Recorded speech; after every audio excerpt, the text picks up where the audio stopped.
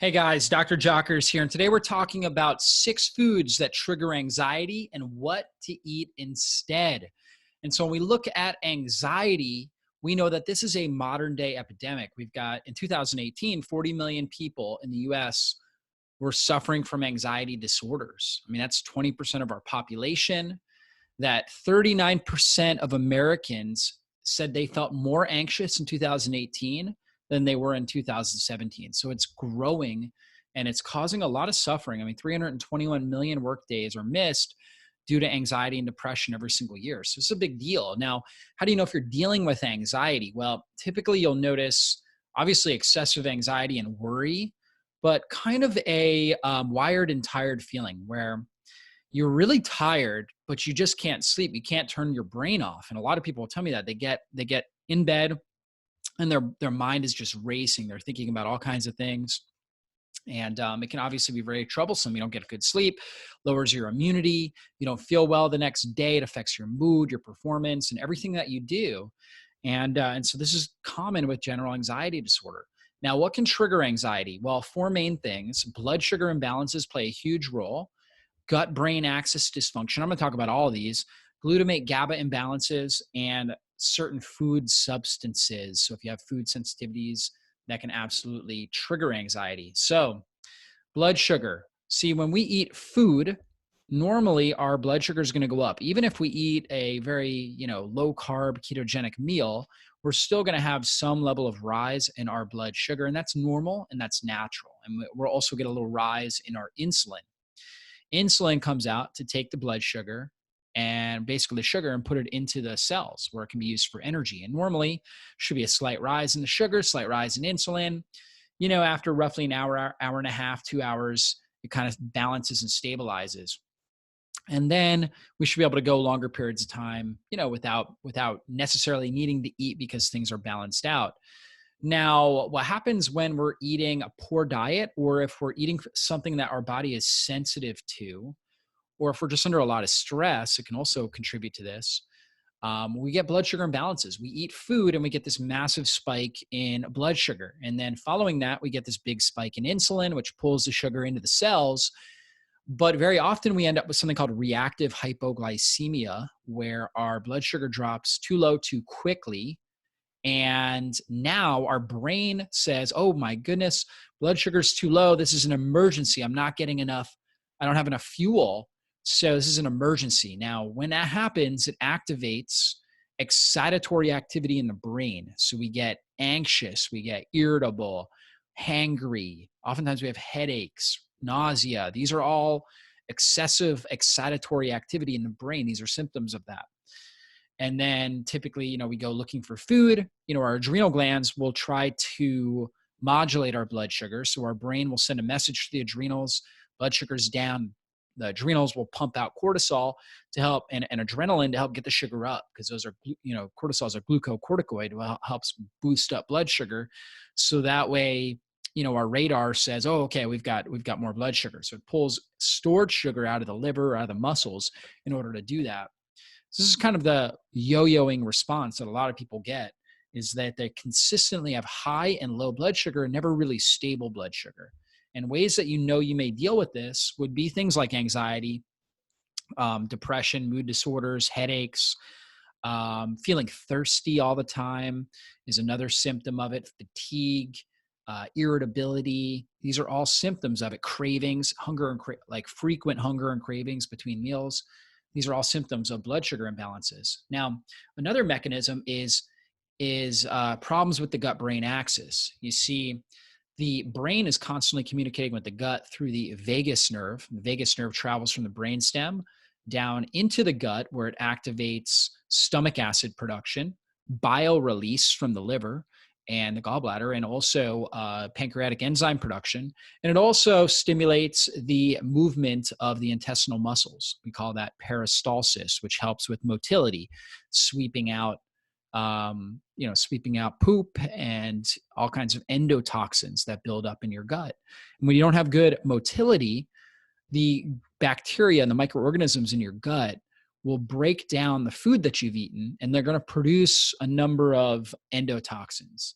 And if we're not getting those endotoxins out, they're going to get into the bloodstream, circulate, and they're going to impact the brain. They're going to cause more inflammation, upregulate inflammatory activity in the brain, which will then cause an increase in anxiety, depression, irritability, things like that. So the brain and the gut are constantly talking and communicating. And when there's disorder in one area, it can absolutely affect the other. If we're under a lot of stress, we're not going to get good vagal nerve activity, which can cause lowered production of stomach acid, bile, pancreatic enzymes, and motility. And therefore, we're going to have more endotoxin production. We're not going to digest our food well.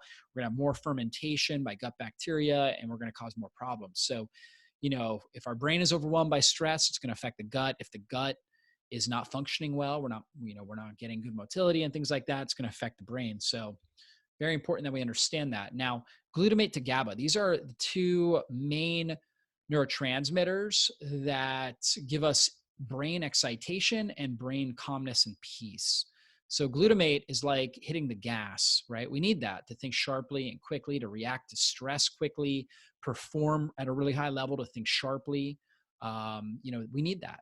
So glutamate's very important, but it needs to be balanced by GABA. GABA is, again, the calming neurotransmitter, like the brakes on the brain, which helps us calm, relax, be more emotionally balanced and stable. That's very, very important. And so we have an enzyme called glutamate decarboxylase, which helps to metabolize glutamate into GABA. And so very important that that enzyme is running well. Now, that enzyme is dependent upon vitamin B6 and magnesium. So if we're deficient in vitamin B6 and magnesium, which is actually very common, we're not going to get good conversion there. Now, on top of that, there's a lot of things that activate glutamate. See, glutamate's more survival based, and the body's wired for survival over, long-term healing and emotional balance. So survival is more important in the moment. So there's a lot of things that swing the body towards glutamate. Stress does, blood sugar imbalances, food sensitivities, right? These things, gut issues going on with your gut. Like when you've got leaky gut, the body thinks you're at risk for an infection. So it creates this inflammatory process in the brain, which activates glutamate. So a lot of things that activate glutamate, you've got to be really intentional about doing things to help activate GABA. So very, very important here. Now, let's talk about 6 food substances that trigger anxiety. Top ones are sugar and processed foods, gluten and grains, and these things impact our gut-brain axis as well as our blood sugar, which then will result in impacting our glutamate GABA balance. Artificial flavorings, especially aspartame and MSG, they can really have a bad effect. Different preservatives, processed vegetable oils, it's like your corn oil, soybean, safflower oil, these things create more inflammation in the body. Conventional meat products, because these things have bad fats in them, a lot of chemicals, so pesticides, herbicides, things like that, that are bioaccumulated in those meat products. So I don't recommend those. And then too much caffeine. I think all of us have experienced it with caffeine. I'm very pro caffeine. It can help somebody think sharply and quickly, respond to stress, be more mentally alert. A lot of benefits to that. However, if you do too much, it will definitely cause anxiety. It will increase glutamate, lower GABA, and you'll end up with that anxiety and too much excitatory activity in the brain. So you got to find your caffeine threshold that works good for you. Gives you the performance benefits, but you're still able to be balanced and, emotionally controlled and not develop anxiety. So MSG, it can be real problematic, monosodium glutamate, and you really got to watch your labels for this. And so you'll see these are all kind of code names or industry names for things that may have MSG in them. Now, I want to make a few caveats here. You'll see gelatin in the upper right corner. So if you just see something that, the brand doesn't necessarily have, it's not necessarily known for highest quality ingredients and it says gelatin, then I would be suspicious. However, grass-fed beef gelatin can be really healthy and helpful, right? It can be actually very, very good. So not a concern with that. Or if it's like a supplement made from a high quality supplement manufacturer that might use gelatin, won't be an issue. But sometimes in food manufacturing, they use that. You'll see whey protein, actually it's in there twice. But whey protein, if it's grass-fed, organic whey protein or goat, goat milk, whey protein, or something like that, it's going to be higher quality and you're not going to have the MSG. But if you just see random whey protein, again, in a processed food product that may not be highest quality, then you should be suspicious of MSG. Same thing down below where you'll see like enzyme modified enzymes or fermented. In general, fermentation, like fermented foods, can be healthy for us, and enzymes can be healthy for our body as well. But again, look at the food, look at the quality of the product, the reputation of the brand. Are they reputable for promoting good health? They source really high quality ingredients. That can help you make your decision there on whether you should trust that or you should be suspicious of whether it has MSG in it. These things can all MSG basically increases your free glutamate in your brain. So it ramps up glutamate, and obviously that's going to cause more of that excitatory activity and that anxiety. Now, ways to reduce anxiety: anti-inflammatory healing diet, number one. So we should be looking at a diet that's low in starch and sugar, and very high in healthy fats like avocados, grass-fed butter, coconut products, olives, olive oil, nuts and seeds, maybe, for some people can be really good. Grass-fed, organic meats, wild-caught fish, wild-caught seafood, lots of herbs, lots of non-starchy vegetables like broccoli, cauliflower, cabbage, spinach, possibly if you handle oxalates okay, asparagus, cucumbers, celery, herbs like turmeric, ginger, basil, oregano, thyme. These are all really good. You want to remove food sensitivities, and I'll talk more about that. You want to reduce stress, prioritize good sleep. I think that goes without saying. Anybody with anxiety knows that. It's just a matter of doing it, right? Improving gut health and bowel motility, move your body properly, use magnesium, and then we're going to talk about a couple key GABA supplements that can be helpful as well. So we look at food sensitivities and food allergies. We know that food allergies are immediate reactions. Like you eat a peanut, your lip swells, or you eat, an almond and you have anaphylaxis, you go into anaphylactic shock, right? So it can be life threatening and it's immediate. Whereas food sensitivities are much more common. At least 45% of the population suffer from them. Some would say 75 to 80% actually deal with them. And they can actually, the reaction can actually be up to 72 hours after eating the food. And typically you're going to notice different symptoms like digestive symptoms, acid reflux, bloating, maybe increased pain in your body, maybe fatigue, trouble, you have to clear your throat a lot. You're really thirsty, eczema or different skin issues like acne, mood issues, anxiety, headaches, right? Things like that. So the most common food sensitivities are going to be things like wheat, gluten, which we've, kind of talked about a little bit already, milk and dairy, corn, eggs, and sugar, right? So these things are the most common, but really anything can be a food sensitivity. So it's a really good idea to be a detective. And if you're noticing unwanted symptoms, experiment with, trying to isolate, one food at a time and, for a week at a time or so, and see if your body has a positive response to that. If you take it out, do you feel better? Okay, that would be a sign that you're having a sensitivity to it. So it'd be better to avoid that, at least for a period of time. Now, very important that we're taking long, deep breaths. So the average person is actually breathing very short and shallow, and that stimulates a fight or flight physiology, which increases glutamate activity. Okay, again, we've got to be intentional about doing things to help support our GABA, so support that glutamate to GABA balance. Deep breathing, really helpful for that. So unless you're exercising intensely or you're doing a lot of talking, it's important that you are taking long, deep breaths. Okay, very important that you're doing that as much as possible to create more balance in your nervous system. Now, movement is also very important. So movement is very therapeutic, and I differentiate movement and exercise. I consider exercise anything you're doing at a very high intensity, and it's very good for your body to be doing strength training or, sprints and interval training, maybe 2 to 4 times a week. Okay, doing something intense for about 30 minutes, 2 to 4 times a week can be really, really helpful for building muscle tissue, helping enhance your oxygen extraction, helping support lean body tissue development. So a lot of good benefits there, but we shouldn't consider that, basically we need to separate movement and exercise. So movement is just getting out and walking. It's maybe even walking around your house if it's, a nasty day out.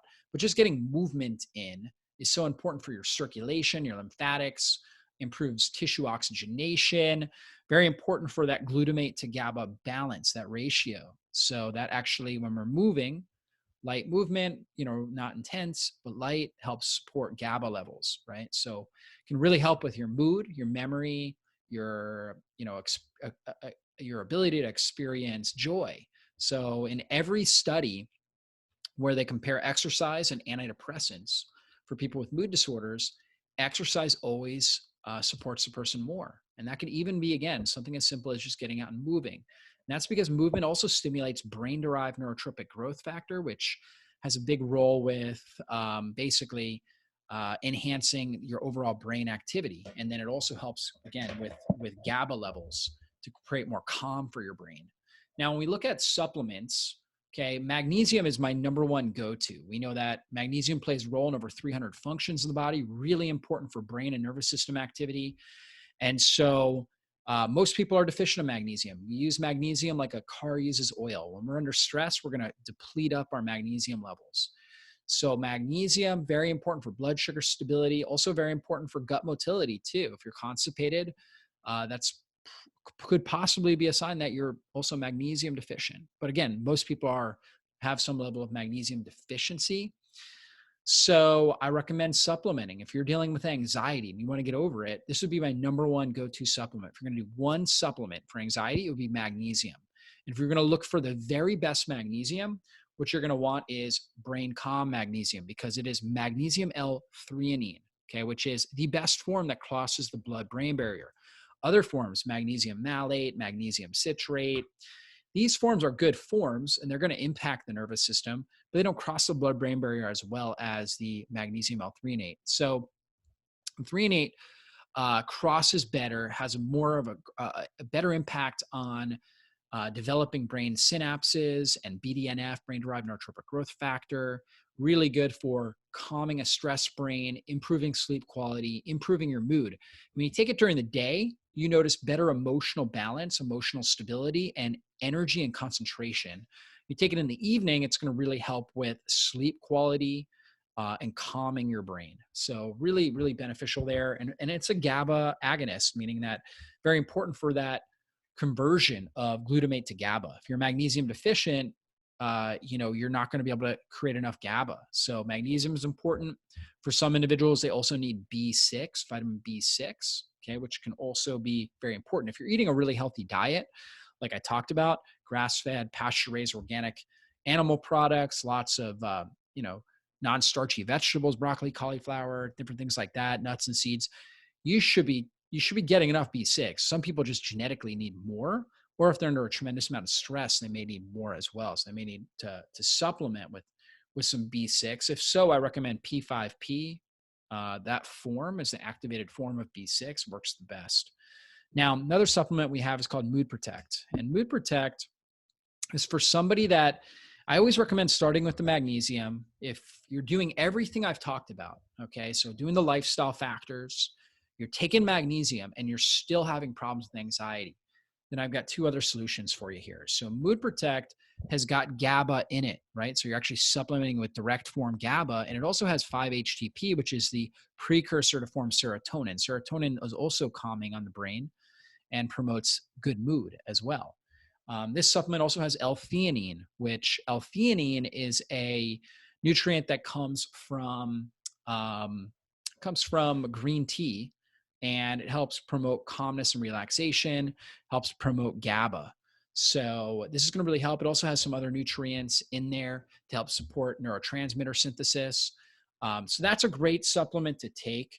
Now, if you're dealing with anxiety that is more like panic attacks, like really extreme, then what I would recommend is taking the GABA Calm. So instead of the Mood Protect, I would use the GABA Calm. And this is good for, those emergency panic situations. Basically, this is a chewable form, and you get direct GABA, twice as much GABA in this as you have in the Mood Protect. You get it directly into your bloodstream through the sublingual pathway. So it'll through the saliva.